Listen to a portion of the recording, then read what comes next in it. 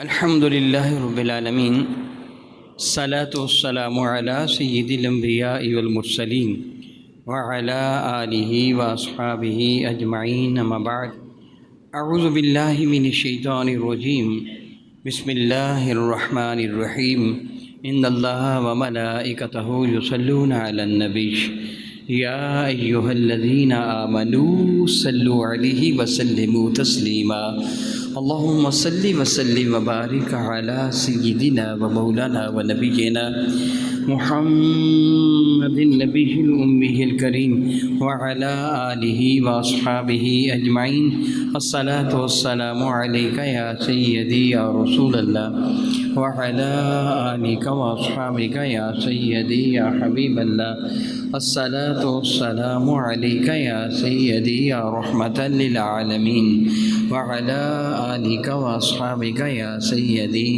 یا سیدی یا سیدی یا شفیع المذنبین۔ نہایت ہی معزز و محترم، بہت عزت احترام کے لائق احباب گرامی قدر، عید الاضحیٰ کی آمد ہے۔ اگلی جمعرات کو عید اضحیٰ ہوگی، عید قربان ہوگی، لوگ منتظر ہیں اس عید کے آنے کے۔ گھروں میں تیاریاں ہو رہی ہیں، جانوروں کو خریدا جا رہا ہے، جنہوں نے خرید لیے ہیں ان کی پرورش کر رہے ہیں، ان کو سجایا جا رہا ہے۔ کبھی میرے کریم آقا حضور رحمت عالم صلی اللہ تعالیٰ علیہ وآلہ وسلم سے صحابہ کرام نے یہ عرض کیا تھا، یا رسول اللہ صلی اللہ تعالیٰ علیہ وسلم، یہ قربانی کیا ہے؟ حضور سے عرض کیا تھا یہ قربانی کیا ہے؟ پوچھا کنہوں نے تھا؟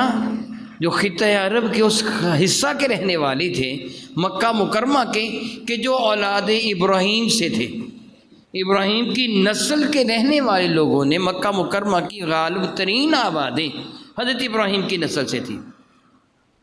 مکہ مکرمہ کو حضرت سیدنا اسماعیل ذبیح اللہ نے آباد کیا تھا، ان کی اولاد شہر مکہ میں بستی تھی۔ انہوں نے سوال کیا میرے نبی سے، حالانکہ ان کے علم میں یہ بات تھی کہ یہ گھر بھی ابراہیم و اسماعیل نے بنایا، حرم کعبہ، اور حرم کعبہ کے دروازے کے قریب ایک پتھر تھا جس پر حضرت ابراہیم علیہ السلام کے پاؤں کے نشانات لگے ہوئے تھے، اور پاؤں دھنسے ہوئے تھے، اس کے اندر کئی اینچ دھنسے ہوئے تھے۔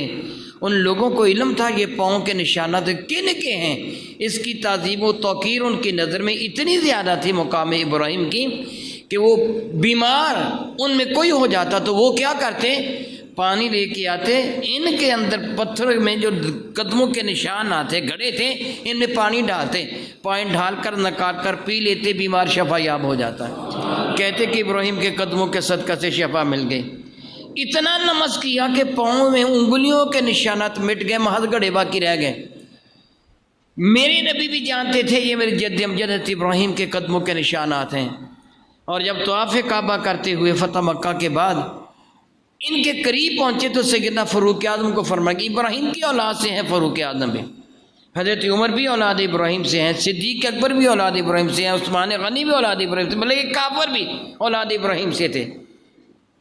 حضرت سیدنا علی مزت میرے نبی کی نسل کے نسل پاک بنو ہاشم سے ہیں نا، یہ سارے ابراہیمی تھے۔ میرے نبی نے فرمایا کہ اے عمر، یہ ہمارے جد امجد ابراہیم کے قدموں کے نشانات ہیں۔ حضرت عمر نے خیال کیا کہ حضور کو یہ محبوب ہے، سب کو پتہ ہے، تنہا حضور کو نہیں مجھے بھی پتہ ہے، ہم بھی پانی ڈال کے ان میں پیتے رہے ہیں، بچپنا یہی گزرا ہے، جوانی یہی گزری ہے۔ حضور فرما رہے ہیں یہ ابراہیم کے قدموں کے نشانات ہیں، معلوم ہوتا کہ حضور کو بڑے پیارے لگتے ہیں جو مجھے بتا رہے ہیں، مگر نہ سب کو پتہ ہے، پورے مکہ مکرمہ کو پتہ، بچے بچے کو پتہ ہے کہ یہ مقام ابراہیم ہے۔ تو سیدنا فاروق اعظم نے میرے نبی کی خواہش کو دیکھا تو عرض کیا، یا رسول اللہ پھر یہاں نفل نہ پڑھ لیں؟ اگر یہ اتنا ہی متبرک مقام ہے تو پھر یہاں نفل نہ پڑھ لیں؟ تو میرے نبی کا جواب یہ تھا کہ عمر، مجھے میرے اللہ نے یہ حکم نہیں دیا، ابھی غلام اور آقا میں بات ہو رہی تھی کہ جبریل پیغام لے کے آ گیا، اللہ فرماتا واتخذوا من مقام ابراہیم مصلی، محبوب نفل پڑھ لیجئے، یہاں مقام ابراہیم پر نفل ادا فرما لیجئے۔ کسے علم نہیں تھا کہ حرم کعبہ ابراہیم نے بنایا، کسے علم نہیں تھا کہ حرم کعبہ کے اندر لٹکنے والے سینگ اور سر اس دمبے کا ہے جو ابراہیم علیہ السلام نے ذبح کیا، وہ دمبے کا سر لٹک رہا تھا حرم کعبہ کے اندر۔ سیدہ ہاجرہ خاتون کے گھر کے برتن لٹکتے تھے حرم کعبہ کے اندر. حجاج بن یوسف بدبخت نے جب حرم کعبہ پر حملہ کیا اور سنگباری کی آگ لگ گئی تو پھر وہ سینگ جلے تھے اس آگ کی وجہ سے. مگر ان کو پتہ تھا کہ سینگ کس جانور کے ہیں، ان کو پتہ تھا یہ برتن کس خاتون کے ہیں. ان کے علم میں تھا وہ جگہ جو انہوں نے حتیم کے طور پر چھوڑی. حتیم ہے نا حرم کعبہ کے قریب، جدھر میزاب رحمت ہے پرنالہ ہے، میزاب رحمت کے قریب ایک نصف دائرہ سے آپ کو نظر آتا ہے جس کو حتیم کہتے ہیں. 4 فٹ کی جگہ حرم کعبہ کی ہے. باقی حتیم تو حجر اسماعیل ہے، یا اسماعیل ذبیح اللہ کی بکریوں کا باڑا ہوا کرتا تھا. ایک پیلو کا درخت تھا جس کے نیچے سید اسماعیل اپنی بکریوں کو باندھا کرتے تھے. انہوں نے جگہ کوئی محفوظ کر لی کہ ہمارے جد امجد کی بکریوں کا باڑا ہے، اس کو حتیم کہتے ہیں. کیا ان کو پتہ نہیں تھا؟ کیا وہ جانتے نہیں تھے کہ کس سے قربانی کی تھی، کس سے لیے کی تھی؟ وہ سب کو جانتے تھے. میرے نبی فرماتے میں 2 ذبیحوں کا بیٹا ہوں، ایک ذبیح اسماعیل ہے. کہ ان کو پتہ نہیں تھا؟ اہل عرب کو سب کو پتہ تھا. پھر بھی انہوں نے سوال کیا کہ یہ قربانی کیا ہے. درس الحقیقت کی تک پہنچنا چاہتے تھے جو آج کا موضوع ہے. میرے نبی کا جواب یہ تھا کہ یہ تمہارے جد امجد حضرت ابراہیم کی سنت ہے. میرے کریم نے یہ تو نہیں فرمایا تم نہیں جانتے کہ ابراہیم نے قربانی دی تھی؟ نہیں، یہ نہیں فرمایا، بلکہ فرمایا یہ تمہارے جد امجد ابراہیم کی سنت ہے. ابراہیم کی سنت کیا تھی؟ میں یہی آپ کو ایک احساس دلانا چاہتا ہوں. ابراہیم علیہ السلام کے لیے میرا اللہ ارشاد فرماتا ہے ابراہیم کی سنت، اذ قال لہ ربہ اسلم قال اسلمت. جب ان کے رب ان کو فرمایا اسلم، ابراہیم گردن جھکا دے، میرا حکم ہے تسلیم کر لیں. کوئی بھی بات کیے بغیر جواب دیے مولا میں نے مان لیا. اسلمت لرب العالمین، اس اللہ کے لیے مان لیا جو کائنات کا پالنے والا ہے. ابراہیم علیہ السلام نے کافروں کے بتوں کو خس و خاشاک کی طرح باریک کر دیا، ان کے بت خانے کو تباہ و برباد کر کے رکھ دیا. ایک ایک بت کے کئی کئی ٹکڑوں میں تقسیم کر دیا، کرچی کرچی کر دیا، پورا بت خانہ تباہ کر دیا. سیدنا ابراہیم علیہ السلام کو اس پاداش میں نمرود کے سامنے پیش کیا گیا. آپ نے اس کو بھی سجدہ نہ کیا. اسے پوچھا تو کیوں سجدہ نہیں کرتا؟ فرمایا میں اپنے رب کے سوا نہیں. وہ سارا مکالمہ جو آپ جانتے ہیں کہ نمرود کے دربار میں ہوا. مختصر یہ کہ نمرود نے حکم دے دیا حرقوہ وانصروا آلہتکم، اس کو جلا دو اور اپنے معبودان باطلہ کی تم کچھ مدد کرو. اس سے تمہارے ربوں کو، تمہارے جو معبود تھے ان کو توڑا، اب اس کو جلا دو. تو ایک انسان کو جلانے کے لیے تھوڑی سی لکڑیاں کافی ہوتی ہیں.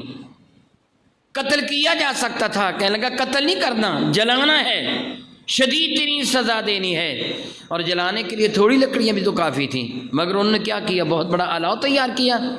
جس طرح آج بھی جب غصہ میں جج ہوتا ہے، آج کا جو جج غصہ میں ہوتا ہے نا، میں عدالت کا قاضی نہیں کہوں گا، جج کہوں گا، کیونکہ آج کل عدالت ہے ہی نہیں ہے. طرفداری ہی طرفداری، اقربا پروری، بے حیائی اور بے غیرتی عدالت کے نام پر، عدل کے نام پر ہوتی ہے. وہ جج آج اگر غصہ میں آتا ہے تو کہتا ہے فلاں بندے کو 15 مرتبہ سزائے موت دے دیتے ہیں نا. کئی مرتبہ سزائے موت آپ پڑھتے ہیں اخبارات میں، 3 مرتبہ سزائے موت، 4 مرتبہ سزائے موت، 15 مرتبہ اس کو عمر قید کی دے دیتا ہے نا. تو ایک ہی مرتبہ سزائے موت کافی نہیں ہوتی. وہ کہتا ہے جرم بہت بڑا ہے، 1 مرتبہ کی سزائے موت میں رہا ہو بھی گیا، دوسری تیسری چوتھی، تو ایک ہی مرتبہ سزائے موت ہو جو تو کافی ہے نا. وہ کہنے لگے اس سے جرم بڑا کیا، اتنے جو معبود تھے، اتنے رب تھے، اتنے خدا تھے، ان کو توڑا، اس کو 1 گنا سزا نہیں دی جائے گی، بہت بڑی آگ جلاؤ. جتنا بڑا جرم کیا. چنانچہ آگ کے لیے ایک آلہ تیار کیا گیا، بڑی حویلی تیار کی گئی، لکڑیوں کو جمع کیا گیا، آگ لگا دی گئی.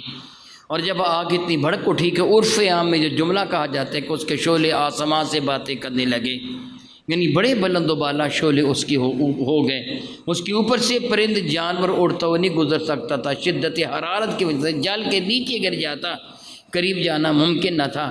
پھر ان بے وقوفوں کا احساس ہوا کہ اس کے تو قریب نہیں جایا جا سکتا، ہم نے آگ تو جلا لی، ابراہیم کو آگ میں کیسے ڈالیں؟ جو بندہ قریب جائے گا وہ تو جل جائے گا، تو ابراہیم کو آگ میں دور سے تو پھینکا نہیں جا سکتا. پھر ابلیس لعین نے ان کی معاونت کی، ان کو منجنیق بنانے کا طریقہ سکھایا. سادہ سے لفظوں میں عرض کر دیتا ہوں کہ آپ نے بڑے بوڑھوں نے، چھوٹوں نے بھی دیکھا ہوگا، بڑے بوڑھے تو جانتے ہیں کہ جب ہم اپنے گھر میں چارپائی بناتے ہیں نا تو ایک رسی دندی کے طور پر ڈھالتے ہیں، جہاں اس کی پرائن ڈھالی جاتی ہے پائنتی کی جانب دندی بناتے ہیں، تو ایک لکڑی اس کے اندر ڈھال کر گھماتے ہیں اور وہ اسپرنگ کی طرح عمل کرتی ہے۔ اگر اس لکڑی کو چھوڑا جائے تو بڑی زور کے ساتھ وہ چارپائی کی اور لکڑی پہ لگتی ہے، اگر راستے میں رکاوٹ ہو تو پھر وہ کام دے گی گلیل کا، گوپی کا کام دے گی کہ اس کے اوپر رکھی گئی چیز دور چلی جائے گی۔ شیطان نے ان کو ورگلایا، دو درختوں کو کاٹو، اوپر سے تنے باقی رہنے دو اور ان کے درمیان عورتوں کے بالوں کی رسی لپیٹو، وہ رسہ لپیٹ کر اس میں ایک بڑی لکڑی ڈال کے گھماؤ، ایسے ایسے کر کے کہو کرو۔ چنانچہ انہوں نے ویسے ہی کیا جس طرح شیطان نے کہا، تو ایک گوپیہ تیار ہو گیا۔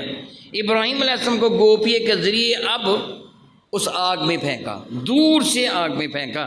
یوں سمجھیے جس طرح آپ اپنے ہاتھ میں پتھر پکڑ کر دور پھینکتے ہیں تو پتھر اپنے ٹارگٹ تک پہنچنے سے پہلے فضا میں پرواز کرتا ہے، ایسے ہوتا ہے نا، نیچے نہیں گرا ہوتا، جتنی زور سے پھینکتے اتنی دیر تک زیادہ پرواز کرتا ہے۔ ابراہیم وہ فضا میں پرواز کرتے ہوئے آگ کے قریب سے قریب تر جا رہے تھے، آپ کے ہاتھ اور پاؤں بندھے ہوئے تھے، رسیوں میں ان کو لپیٹا ہوا تھا، جکڑا ہوا تھا ان کو رسیوں میں۔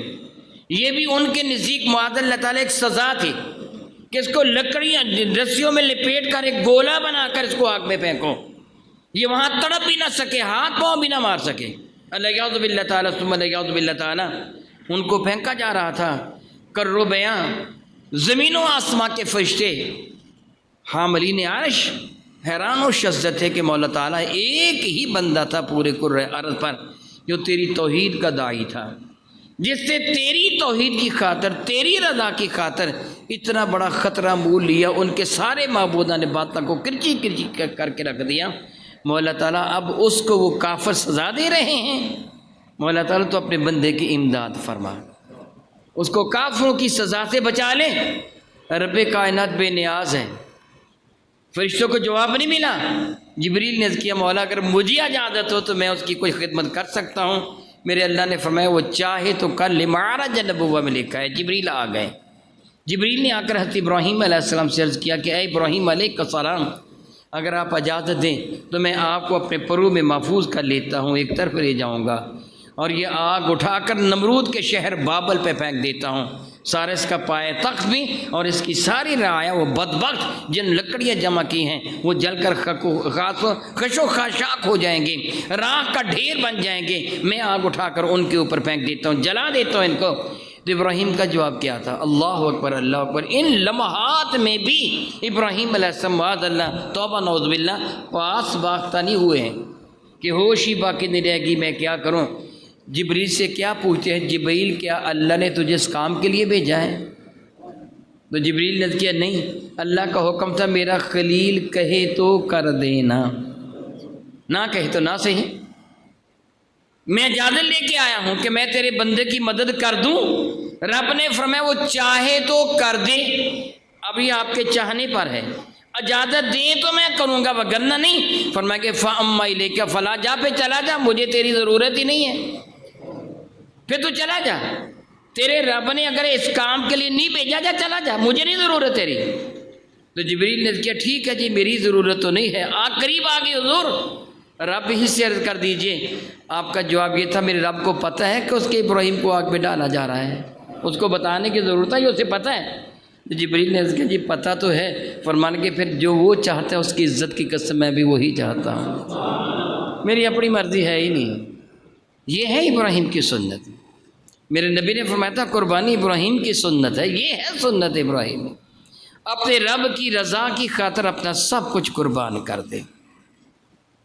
صرف یہ دیکھتے رب کا حکم کیا ہے، کیوں، کیسے، کہاں، کب، کس لیے، یہ جملہ زبان پہ آئے ہی نہیں۔ بہت خوب کسی نے کہا مصور دیکھنا تصویر میری یوں بنائی ہو، ادھر حکم الہی ہو ادھر گردن جھکائی ہو، بس کیوں جھکاؤں، کیوں کروں، یہ کیوں اور کیسے کیا، بس دیکھتے رب کا حکم کیا ہے، اس حکم کے سامنے سر تسلیم خم کر دے۔ پھر رب کائنات نے صلہ بھی کیا عطا فرمایا، اگلے ہی لمحہ ابراہیم آگ کے اندر موجود تھے۔ رب ذوالجلال نے آگ کو حکم دے دیا یا نار کونی بردم و سلام علی ابراہیم، آگ سلامتی والی ٹھنڈی ہو جا میرے ابراہیم کے لیے۔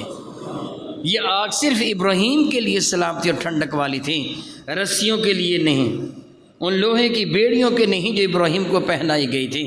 رسیاں بھی جل گئیں، بیڑیاں بھی پگھل گئیں، مگر ابراہیم کا بال بھی نہیں جلا۔ وہ تو گل و گلزار میں تشریف فرما تھے، ان کے لیے آگ تو ٹھنڈی بن گئی تھی۔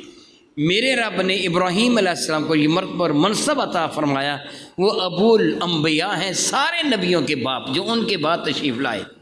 ابراہیم علیہ السلام کے بعد جتنے بھی انبیاء آئے ہیں سب کے جد امجد حضرت ابراہیم ہے۔ ابراہیم علیہ نبینا علیہ السلام کے بڑے لختے جگر کا نام اسماعیل تھا، جن کی نسل سے میرے نبی ہیں، اور چھوٹے بیٹے حضرت اسحاق تھے، جن کی نسل سے باقی سارے نبی ہیں۔ یہ ابو الانبیاء ہیں، اور ان کو رب کریم نے اس شرف سے بھی نوازا تھا کہ ساری کائنات کی سیر کروا دی۔ فرماتا ہے کذالک نوری ابراہیم ملکوت السماوات والارض، ہم نے ابراہیم کو اسی طرح زمین و آسمان کی ساری بادشاہت دکھا دی تھی۔ ابراہیم کو ان کی نسل میں پیدا ہونے والے انبیاء کی امتوں کے بارے میں بتا دیا تھا، اور جب انہوں نے امت مصطفیٰ کو دیکھا تھا، مان لینے والے امت مصطفیٰ کو دیکھا، صحابہ کرام کو دیکھا تھا، تو بارگاہ قدس میں عرض کیا تھا، بارگاہ حریم ناز میں عرض کیا تھا، مولا تعالیٰ یہ اتنے فرما بردار ہوں گے تیرے نبی کے صحابہ کہ ان کے حکم پر فوراً اپنی جانیں قربان کرنے کو تیار ہو جائیں گے۔ میرا جی چاہتے کہ ان کا نام میں نہ رکھ دوں، تو رب نے فرمایا ابراہیم رکھ دو، تو انہوں نے تمہارا نام مسلمان رکھا، مان لینے والے۔ نام کیا رکھا؟ مان لینے والے، مسلمان، تسلیم کر لینے والے۔ میرا اللہ فرماتے ہیں قال لہ ربہ اسلم، جب میں نے اسے کہا کہ مان لے، قال اسلم، تو میں نے مان لیا، تو کیا مولا ان کا نام بھی میں مسلمان رکھتا ہوں۔ میرا اللہ قرآن کریم میں فرماتا سماکم المسلمین، ارے تمہارا نام مسلمان میرے ابراہیم نے رکھا ہے۔ تم کون ہو؟ مان لینے والے۔ کون ہو؟ اپنے نام کی حیا کرنا۔ تم کون ہو؟ مان لینے والے۔ پہلی امتوں میں بھی تمہارا نام مسلمان تھا، یعنی کون؟ جو مان لینے والے ہیں۔ اب دیکھیں ابراہیم کے ماننے کا انداز کیا تھا۔ ابو الانبیاء ہیں، معمولی باتوں پر جبریل امین حاضر خدمت ہو جاتے ہیں۔ انبیاء کے جبریل نوکر ہیں، اولیاء کرام کے نہیں۔ اولیاء کرام کا درجہ جبریل امین سے زیادہ نہیں، جو معزز فرشتے ان کا درجہ بہت بلند و بالا ہے، بہت بلند و بالا ہے درجہ ان کا۔ آپ فرشتے اور ہیں، یہ تو سید الملائکہ ہیں، یہ انبیاء کے خادم ہیں۔ مشہور ایک واقعہ ہے، کہ حقائق ہے، حقیقت سے میرا اللہ واقف ہے، کہ ابراہیم علیہ السلام جب کھانا تناول فرمانا چاہتے تھے تو کوشش کرتے تھے میں کوئی نہ کوئی مہمان بھی لے آؤں۔ ایک دن کا ذکر اسی مقصد کے لیے اب گھر سے باہر تشریف لے گئے، ایک بوڑھا ملا، فرمانے کہ بابا آؤ ہم بیٹھ کے کھانا کھائیں۔ بوڑھا کہنے لگا میں نہیں کھاؤں گا کھانا۔ آپ نے تھوڑی سی اس کو ضد کر کے منا لیا کہ میرے ساتھ تو کھانا کھا لے گا۔ وہ آ گیا آپ کے ساتھ، آپ نے اس کے لیے کھانا تیار کروایا، کھانا سامنے رکھا، فرمانے کہ اللہ کا نام لے کے کھانا کھاؤ، اللہ کا نام لے کے کھانا کھاؤ۔ وہ حیران کہنے لگا کون اللہ؟ میں نہیں جانتا اللہ کو کوئی بھی۔ فرمایا کہ وہ جس نے تجھ کو پیدا کیا، مجھ کو پیدا کیا، یہ کھانا اسی نے دیا ہے، وہ جو ہمارا رب ہے۔ آپ نے بڑے پیار کے ساتھ اس کو سمجھایا، مگر وہ اجڑ قسم کا بوڑھا تھا، بڑا ضدی قسم کا بوڑھا تھا۔ اس نے اللہ تعالیٰ کی شان میں کئی گستاخیاں کر دی، ایک ہی سانس میں کئی نازیبہ کلمات اللہ کی شان میں بول دیے۔ ابراہیم تو اللہ کے خلیل تھے، ٹوٹ کر پیار کرتے تھے اپنے رب سے۔ محبوب کی شان میں گستاخانہ جملہ سنے تو آپ کو بھی تھوڑی دیر کے لیے غصہ آ گیا۔ فرمانے کہ اگر تو میرے رب کا اتنا گستاخ ہے تو میں تجھے کھانا نہیں دوں گا، جا چلا جا۔ وہ کہنے لگا میں نے کب تجھ سے مانگا تھا، اٹھ کے چلا گیا۔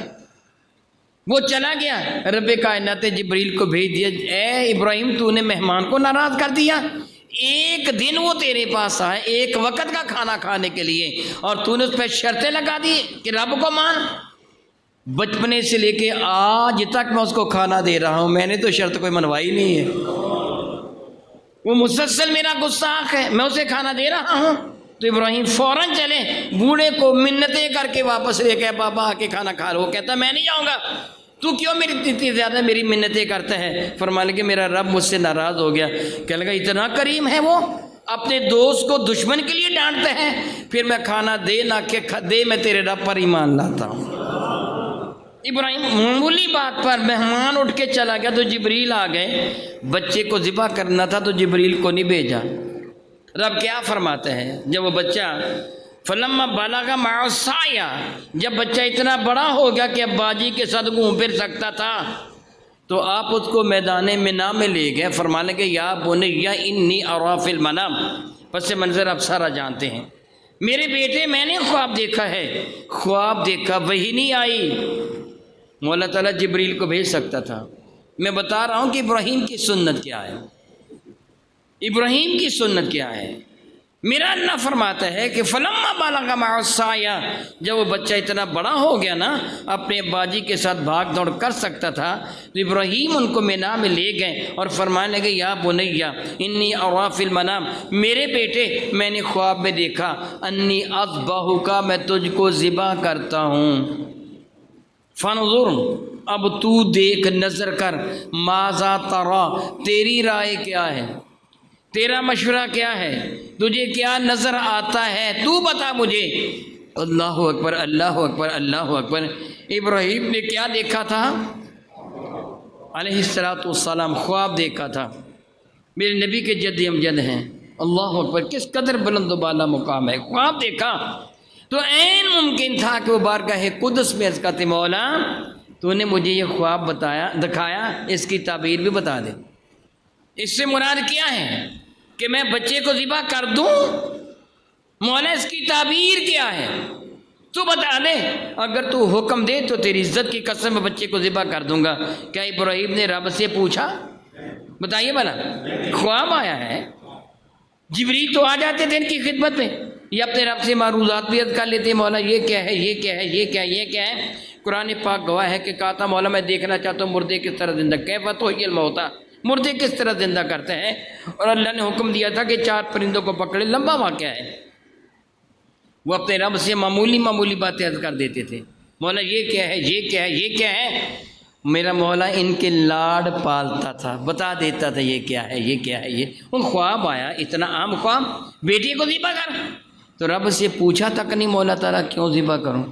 بتانا یہ ہے کہ رب کا حکم ہو تو سر تسلیم خم کر دیں۔ جب پوچھا وہ حکم نہیں تھا، کیسے مردوں کو زندہ کرتے، یہ حکم نہیں تھا، جب حکم ملا تو مان لیا۔ یہ تو ویسے پوچھا تھا نا مولا میں اطمینان قلب چاہتا ہوں، یہ کیا ہے، یہ کیا ہے، یہ کیا ہے، یہ کیا ہے، لاڈ کی بات ہے نا، لیکن جب حکم دیا بس چپ، نہیں، خاموش ہے۔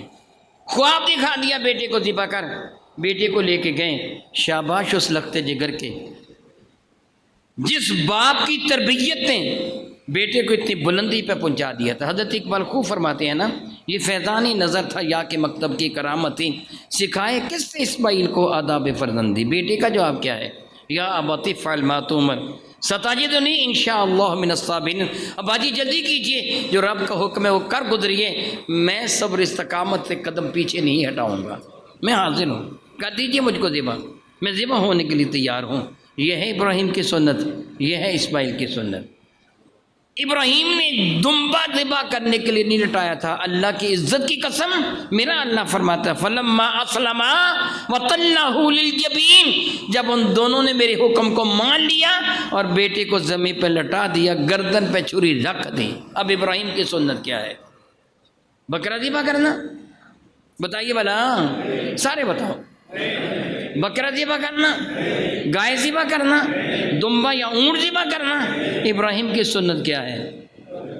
لخت جگر کو ذبح کرنا۔ میرے نبی نے کیا فرمایا تھا؟ قربانی کیا ہے؟ قربانی کیا ہے؟ کس کی سنت ہے؟ ابراہیم کی سنت ہے۔ ابراہیم نے بکرا ذبح کرنے کے لیے نہیں لٹایا تھا، بیٹا ذبح کرنے کے لیے لٹایا تھا۔ یہ عام بیٹا نہیں تھا، اللہ کا نبی تھا، رب سے ایک طویل عرصہ تک دعائیں مانگ مانگ کر لیا تھا، اتنا محبوب تھا کہ نام بھی اسماعیل رکھا کہ میرے رب نے میری دعا کو سن لیا۔ وہ بیٹا جو محبوب تھا، جو آنکھوں کا تارا تھا، وہ بیٹا کہ جس کی پیشانی میں نور مصطفیٰ چمک رہا تھا، اس بیٹے کے لیے حکم ہے اس کو ذبح کر دے۔ تو ابراہیم نے یہ نہیں پوچھا مولا تیری نسل، اس کی نسل سے تو تیرے نبی پیدا ہوں گے، نبی آخر الزمان، اس کو ذبح کر دوں، کہیں میں غلطی پر تو نہیں ہوں؟ پوچھا ہی نہیں ہے، یہ سوال ہی نہیں کیا کیوں اور کیسے۔ یہ ہے سنت ابراہیمی۔ تو پوچھتے روزہ رکھیں جی فائدہ کیا ہوگا، نماز پڑھیں گے جی ثواب کتنا ملے گا جی، تسبیح کریں گے درجہ کتنا بلند ہوگا، اور آنکھیں بند کر کے اپنے رب کے حکم کے سامنے سر جھکا دے، بس رب کا حکم ہے، ثواب کیا ہوگا نہ کیا ہوگا، یہ کیا پوچھ رہا ہے؟ یہ دیکھ ابراہیم کی سنت کیا ہے۔ میرے نبی نے قربانی کا جانور ذبح کرنا چاہا، قربانی کا جانور، تو رب ذوالجلال نے کیا ارشاد گرامی قدر، محبوب ان میں اعلان فرما دو۔ اور میرے نبی کا جو ارشاد گرامی قدر، میں ایسے کر سکتا ہوں خدا نخواستہ میری زبان پر کچھ اور میرے دل میں کچھ اور ہو، جو میرے نبی کی جانب اس کی نسبت کرے گا کافر ہو جائے گا۔ میرے نبی کی زبان پر جو ہے وہی قلب انور میں ہے۔ میرا اللہ فرماتا کل، محبوب اعلان فرما دو کیا، ان صلاتی، میری نماز، وہ نسکی، میری قربانی، و محیایا، میری زندگی کا ایک ایک سانس، و مماتی، میری آخری ہچکی، للہ رب العالمین، سب کچھ میرے اللہ کے لیے ہے جو کائنات کا پالنے والا ہے۔ میں تو زندہ ہوں اپنے رب کے لیے، میں مروں گا بھی اپنے رب کے لیے۔ اللہ اکبر، میں کھانا کھاتا ہوں تو اپنے رب کی رضا کی خاطر، پانی پیتا ہوں تو اپنے رب کی رضا کی خاطر، میں سوتا ہوں تو رب کی رضا کی خاطر، میں جاگتا ہوں تو اپنے رب کی رضا کی خاطر۔ محبوب کہہ دو، ان کو بتا دو، اپنے غلاموں کو، اپنے امتیوں کو بتا دو، جب نبی کا یہ عالم ہے تو امتی کا حال کیا ہونا چاہیے۔ کل ان صلاتی و نسکی و محیای و مماتی للہ رب العالمین۔ تو قربانی کا جانور ذبح کرے گا، میں اللہ سے معافی مانگتا ہوا یہ کہہ رہا ہوں، آپ اخبارات میں دیکھتے بھی ہوں گے، میں تو بہت زیادہ نہیں پڑھتا اخبار، شاید کبھی کبھار تھوڑا دیکھ لیا، تفصیل سے آپ واقف ہوں گے۔ عین ممکن ہے آپ پرنٹ میں نہ، یہ الیکٹرانک میڈیم میں بھی دیکھتے ہوں گے، فلاں نے بکرا خریدا اتنا بڑا ہے، اتنے لاکھ کا بکرا خریدا، اتنے لاکھ کا دمبا خریدا، اتنے لاکھ کا بیل خریدا، اتنی بڑی قربانی کی، اتنی بڑی قربانی کی۔ میرے اللہ نے 14 صدیاں پہلے میرے نبی کی زبانی وہی ترجمان سے اعلان کروا دیا، اے دنیا والو یاد رکھو، لن ینال اللہ لحومها ولا دماؤها ولکن ینالہ التقوی منکم، تمہاری قربانیوں کا گوشت اور تمہاری قربانیوں کا خون یہ اللہ تعالیٰ تک نہیں پہنچتا، اللہ تو تمہاری نیتوں کو دیکھتا ہے، وہ یہ نہیں دیکھتا کتنا بڑا تیرا بکرا تھا، کتنا بڑا تیرا بیل تھا، کتنی بڑی تیری گائے تھی، کتنا بڑا تیرا اونٹ تھا، اس کا گوشت کتنا نکلا۔ میرا اللہ میزان میں وہ نہیں تولتا، وہ تیرے عمل کو دیکھتا ہے کہ تیری نیت کیا ہے، تیری نیت کیا ہے، کس نیت کے ساتھ تو کیا کر رہا ہے۔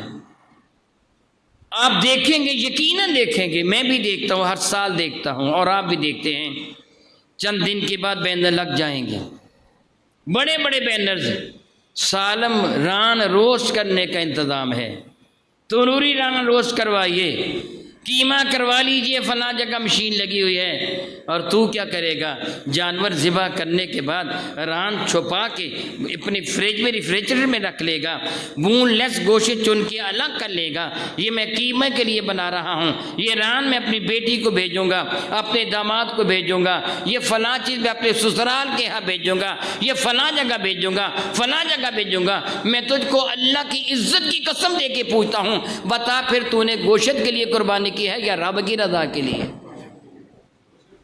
گوشت کے لیے کی ہے، رب کی رضا کے لیے نہیں کی ہے، گوشت کے لیے کی ہے، کھانے کے لیے کی ہے، مزے لے لے کے کھاؤں گا، باربیکیو بناؤں گا، میں یہ کروں گا، وہ کروں گا، فلاں کروں گا۔ پھر میں ایک مشورہ دینا چاہتا ہوں، اگر آپ اجازت دیں تو مشورہ دے دوں، سارے بتاؤ، دے دوں مشورہ؟ اگر آپ نے کھانے کے لیے گوشت کرنا ہے تو پھر عید کے دن نہ کریں، وہاں کہیں نہ کہیں سے آپ کے گھر تھوڑا بہت آ ہی جائے گا، بعد میں کریں، اپنے رشتہ داروں کو بلا لیں، خود بھی بیٹھ جائیں، اور پھر عیاشی کریں بکرا ذبح کر کے، پھر عید کا نام تو نہ لینا، اس کو قربانی کا نام نہ دیں، کہیں میں نے اپنے یاروں کو کھلانے کے لیے گوشت ذبح کیا ہے، یہ کر رہے ہیں، یاد رکھ تیری قربانی قبول کیا ہے۔ میرے نبی نے ارشاد گرامی قدر فرمایا، جو تو اللہ کی رضا کی خاطر دیتا ہے وہ تیرا ہے، جو تو اللہ کی رضا کی خاطر۔ میرے نبی نے مثال دے کے سمجھایا، جو کھاتا ہے وہ پکانا بنا کے نکال دیتے ہیں، جو پیتا ہے وہ پیشاب بنا کے نکال لیتے ہیں، جو پہنتا ہے وہ پرانا کر کے اتار دیتا ہے، پھر تیرا کیا ہے؟ میرے نبی نے ایک سالم بکری کا گوشت، پوری ذبح شدہ بکری کا گوشت میری اور آپ کی ماں سیدہ زاہدہ طیبہ طاہرہ عائشہ صدیقہ کو عطا فرمایا تھا۔ عائشہ اس کو بانٹ دو، سیدہ عائشہ صدیقہ نے سارا گوشت بانٹ دیا، اللہ کی رضا کی خاطر تقسیم کر دیا۔ میرے نبی تشریف لائے، عائشہ تو صدیقہ جانتی تھی کہ رسول رحمت صلی اللہ علیہ وسلم کو بکری کی دستی کا گوشت پسند ہے۔ دستی اس کا اگلا بازو، پچھلی ٹانگوں کو تو ران کہتے ہیں نا، اگلے کو بونگ کہتے ہیں غالباً، وہ جو اگلی دستی کا جو گوشت ہوتا ہے حضور کو پسند تھا۔ عائشہ تو صدیقہ نے ایک دستی رکھ لی، باقی سارا تقسیم کر دیا۔ میرے کریم صلی اللہ تعالی علی حبیبہ دائماً ابدا، بے شمار رحمت نازل ہو رب کائنات کی میرے نبی پر، اتنی رحمتیں جس طرح میں اللہ کی شان ہے، میرے نبی کی شان ہے۔ کشان مقدس میں تشریف لائے اور پوچھنے لگے عائشہ کچھ بچا؟ سبحان اللہ، سمجھانے کا انداز کتنا حسین تھا۔ عائشہ کچھ بچا؟ تو عرض کیا یا رسول اللہ ایک دستی بچ گئی ہے، باقی سارا تقسیم کر دیا۔ فرمایا کہ نہیں عائشہ یوں کہ باقی سارا بچ گیا ہے سوائے ایک دستی کے، بچا ہی وہ ہے جو اللہ کی راہ میں دے دیا۔ یہ جو گھر رکھ لیا یہ تو بچا ہی نہیں ہے، یہ تو ہم کھائیں گے پخانہ بنا کے ضائع کر دیں گے، پئیں گے تو پیشاب بنا کے ضائع کر دیں گے، یہ تو بچا ہی نہیں ہے۔ بچا کیا ہے؟ جو اپنے رب کے پاس۔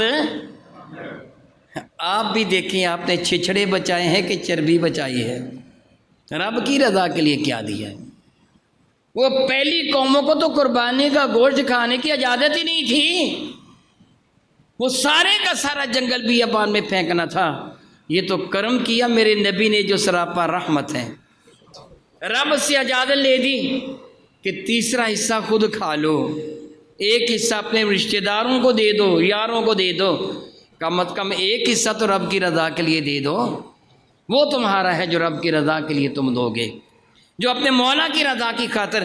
دیکھو پھر وہ انتخاب تم کیسا کرتے ہو۔ ران تو خود رکھ لی، بون لیس تو خود رکھ لیا، وہ جو اس کا جگر وغیرہ تھا اس کے کباب بنا کے کھا لیے، تیلی وغیرہ نہ وہ کلیجی وغیرہ کے، وہ تو کباب بنا کے کھلا لیے، بڑے مزیدار لگے، گوشت رج کے کھا لیا، وہ سب کو تو نے کر لیا۔ سوچ رب کی رضا کے لیے کیا دیا ہے، قربانی تو نے رب کی رضا کے لیے کی ہے، گوشت کھانے کے لیے تو نہیں کی۔ پھر اتنا مہنگا بکرا خریدنے کی ضرورت کیا تھی؟ تھوڑا تھوڑا کر کے قصاب سے خریدتا رہے، روزانہ کھا، روزانہ تازہ گوشت کھا، پھر فریج میں رکھا گوشت تو ضرور کھانا ہے تو نے۔ اگر رب کی رضا کے لیے نہیں تو قربانی تو نے کی ہے کھانا اور گوشت کھانے کے لیے۔ میرے بھائیوں سوچئے ذرا، میں بھی اور آپ بھی، میں اپنے آپ کے سے مستثنا ہرگز نہیں کرتا، میں بھی اور آپ بھی گریبان میں منہ ڈال کے سوچنا عید کے دن کہ میں نے قربانی کس مقصد کے لیے کی ہے، میں نے اپنے رب کی رضا کے لیے کیا دیا ہے، اور دنیا کی خاطر فریج میں کیا کچھ رکھا ہے، فریزر میں کیا جمع کیا ہے، میں نے اپنے یاروں کے لیے کیا کچھ رکھا ہے، اپنے رب کی رضا کے لیے کیا کچھ دیا ہے۔ اگر تو قربانی آپ نے رب کی رضا کے لیے کی ہے تو پھر آپ کو مبارک ہو، اللہ قبول کرے۔ قیامت کے دن میرے نبی فرماتے تیری یہ قربانی اپنے سینگوں کے ساتھ، اپنے کھروں کے ساتھ آئے گی۔ یہ کیوں ارشاد فرمایا؟ ذرا سوچ، سینگ بھی تو پھینک دیتا ہے، کھر بھی پھینک دیتا ہے، بال بھی پھینک دیتا ہے، کہتا ہے یہ بیکار ہے۔ میرے نبی فرماتے یہ بھی بیکار نہیں ہوئے، قیامت کے دن ان کا بھی تجھے اجر ملے گا، بتمام و کمال آئے گی تیری قربانی تیرے رب کے دربار میں، بشرطے کہ تو نے اس کو رب کی رضا کی خاطر ذبح کیا ہو۔ یہ نہ ہو کہ تو نے اپنے کھانے کے لیے ذبح کیا ہے اور نام لے رہے کہ میں رب کی رضا کے لیے ذبح کر رہا ہوں۔ میرے بھائیوں میں امید رکھتا ہوں کہ آپ قربانی کریں گے تو کس کے لیے؟ سارے بتا دو۔ ہم قربانی کریں گے تو پھر اس کے گوشت کی تقسیم بھی اللہ کی رضا کے لیے کیجیے، اس کی تقسیم بھی اللہ کی رضا کے لیے کیجیے، اپنے رب کو راضی کرنے کے لیے اس کی تقسیم کیجیے۔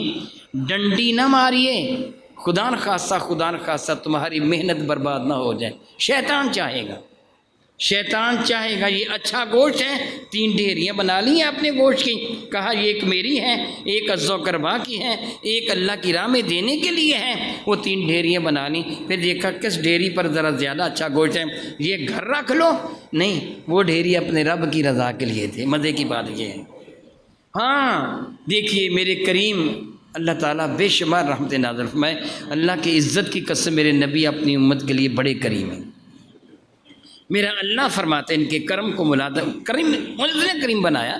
اللہ نے یہ کرم کی توفیق میرے نبی کو عطا کی، رب نے کریم بنایا، رب نے ان کو رحمت اللہ عالمین بنایا۔ میرے نبی کو رحمت اللہ عالمین بنانے کے بعد رب کریم فرماتے ہیں ہمیں حریص علیکم بالمؤمنین رؤوف الرحیم، میرے نبی تمہارے لیے بڑے ہی حریص ہیں۔ اجازت دے دی، کسی کا خاندان بڑا ہے، جوائنٹ فیملی ہے، گھر کے افراد زیادہ ہیں، اکٹھے رہتے ہیں، اگر وہ اللہ کی راہ میں دے گا تو گھر والوں کو کھانے کو کم ملے گا۔ میرے نبی نے فرمایا ٹھیک ہے چلو، اگر تیرا خاندان بڑا ہے تو میں تیرا نبی اجازت دیتا ہوں، گھر پکا کے کھا لے۔ کتنا کرم کیا، اس کی عزت کی قسم میرے نبی نے کتنا کرم کیا کہ اگر تیرا خاندان اتنا بڑا ہے نا کہ تو اللہ کی راہ میں دے گا تو خاندان والوں کو کچھ نہیں ملے گا، چلو میں اجازت دیتا ہوں، لیکن ذہن میں رب کی رضا رکھ کہ مولا تعالیٰ میں ضرور عطا کرتا۔ پھر ایمان والا کیا کرے گا؟ اللہ اکبر، علی المرتضیٰ کی طرح، فاطمۃ الزہرا کی طرح، حسنین کریمین کی طرح اپنے سامنے سے کھانا اٹھا کر بھی غریب کو دے دے گا جب رب کی رضا مقصود ہوگی۔ پھر تو یہ کہے گا میرا حصہ دے دو، باقی تم کھا لو، اپنے رب کی رضا کی خاطر۔ لیکن میرے نبی نے کمال کرم فرمایا کہ تیرا خاندان بڑا ہو، تیرے قبیلے کے افراد زیادہ ہوں تو میں تم کو اجازت دیتا ہوں۔ ایک آدمی نے 3 جانور ذبح کیے، اللہ کی رضا کی خاطر بہتر ہوگا کہ تینوں کے 3 حصے کر لیں۔ اور علماء کی اکرام یہ بھی فرماتے ہیں کہ یوں بھی کر سکتے ہیں کہ 2 تقسیم کر دیں، ایک بکرا یا بکری اپنے لیے رکھ لیں۔ یہاں بھی انتخاب کرنا ہوگا، جو تجھے اعلیٰ نظر آئے وہ اپنے رب کے لیے دے۔ کیا بنا؟ میں توبہ کرتا ہوں، پہلے مثال دینے سے پہلے میں توبہ کرتا ہوں، اللہ تعالیٰ مجھے معاف فرمائے۔ اللہ تعالیٰ میرا اللہ محتاج نہیں ہے، اللہ غنی ہے، بے پرواہ ہے۔ میں بھی محتاج ہوں، میرے ماں باپ بھی محتاج ہیں، میرے شیخ بھی محتاج ہیں، میرے استاد بھی محتاج ہیں۔ میں اپنے گھر اپنے استاد محترم کی دعوت کروں، اپنے شیخ کی دعوت کروں، اپنے والد محترم کی دعوت کروں، اپنی بیوی کو کہوں کہ میرے ابا کو، میرے استاد کو، میرے شیخ کو سالن پلیٹ میں ڈال کے دو، وہ دے ہڈیاں، وہ دے چھچڑے، میں برداشت کر لوں گا؟ مجھے دے گول گول بوٹیاں، مجھے دے اچھی اچھی بوٹیاں ایک پلیٹ میں ڈال کے میرے آگے رکھ دیں، اور چھچڑے اور چربی وہ میرے استاد کو، میرے پیر کو وہ پیش کر دیں، میں برداشت کروں گا؟ میں کیا کہوں گا؟ میرے ابا جی ہیں، حیا کر، میں یہ نہیں کھاؤں گا میری ابا جی کو دے دے، میں سادہ سالن کے ساتھ روٹی کھا لیتا ہوں، شوربے کے ساتھ کھا لوں گا۔ یہ بوٹیاں میری محبت کا تقاضا کیا ہے؟ تو سوچ تیرے رب سے محبت کیا ہے؟ معاذ رب محتاج نہیں ہے، میرا باپ محتاج ہے، میرا شیخ محتاج ہے، میرا استاد محتاج ہے، وہ کھانے کا محتاج ہے۔ رب تو تیری نیت ملاتا فرماتا تو دیکھ اس کی راہ میں تو کیا دیتا ہے۔ نہیں ینال اللہ لحومھا ولا دماؤھا، یہ گوشت نہیں پہنچتا رب تک، یہ خون نہیں پہنچتا، تیری نیت کو دیکھتا ہے۔ تو بوٹیاں اچھی اچھی دینی ہیں تو وہ رب کی رضا کے لیے دے۔ کہہ دی میں خود شوربے سے گزارا کر لوں گا، اپنے رب کی رضا کے لیے، جس طرح باپ کے لیے، اپنے استاد کے لیے، اپنے شیخ کے لیے تو اعلیٰ چناؤ کرتا ہے، تو وہ تو رب ہے، اس کی راہ میں دینے کے لیے تو کیا چناؤ کرے گا؟ یہ آپ نے سوچنا ہوگا۔ میں امید رکھتا ہوں کہ انشاءاللہ تعالیٰ آپ قربانی کے دن ہی جان جائیں گے میں نے قربانی کس کے لیے کی ہے، اپنے لیے، رشتہ داروں کے لیے، گوشت کھانے کے لیے، یا پھر اپنے مولا کو راضی کرنے کے لیے۔ میرے نبی نے مختصر جملہ ارشاد فرما کر سنو، یہ تمہارے جد امجد ابراہیم کی سنت ہے، دیکھو ان کی سنت کیا ہے، ان کا طریقہ کیا ہے، پھر خود قربانی کر کے اس کو اپنی سنت بھی بنا دی گئی، یہ میری سنت بھی بن گئی۔ اگر نبی کی سنت پہ عمل کرتا ہوا قربانی کا تو گوشت کھائے گا نا تو ہر لقمہ نور بن جائے گا۔ ہر لقمہ رحمت بن جائے گا، نبی کی سنت پہ عمل کرے گا۔ اگر نہیں تو پھر وہ تو جانتا ہے پکانا تو بنے گا ہی، وہ تو جانتا ہے وہ تو بنے گا ہی نا، لیکن نبی کی سنت سمجھ کے عمل کرے گا، پھر وہ ہر لقمہ نور بنے گا۔ دعا کرتا ہوں اللہ تعالیٰ آپ کو بھی اور مجھے بھی عمل کی توفیق و ہمت عطا فرمائے، آمین ثم آمین۔ وآخر دعوانا ان الحمد للہ رب العالمین۔